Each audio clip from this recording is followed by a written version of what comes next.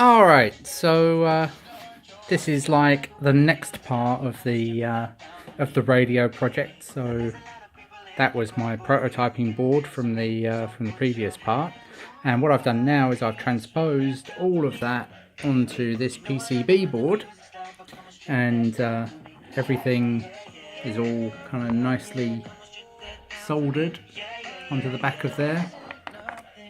And then I've got ribbon cables attaching in the screen and the panel buttons that will go on the front. And if I just look at the screen here, then what I can do here is I can adjust the volume down and up, or I can mute it by clicking the button there, and it goes to mute. Or I can use this one, the other switch here, to tune the thing in.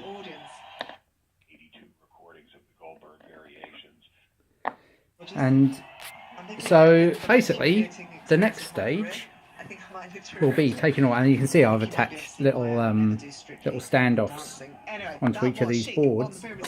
So the idea with the next part is that it will then go into my radio case here, and I'll cut a little hole in the front just around there, and then that's where the screen will go. And then in the little dial bit just over here, where the pointer sits, it sits just behind the screen, just there.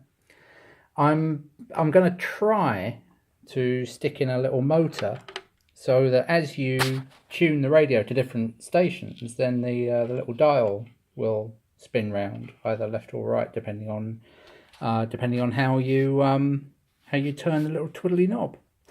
So that's the next stage. But yeah, getting everything onto the board here is a big win, because now the next big thing is to mount it. Oh, and the other thing I put in, this little guy here, this little variable resistor. If I just take my little screwdriver and get him in there, what you can see that does is it gives me an adjustment to the contrast on the screen. So whereas before you could see all of those blocks sat behind the text, now I can adjust it so that the text shows up nice and clearly with no little background stuff.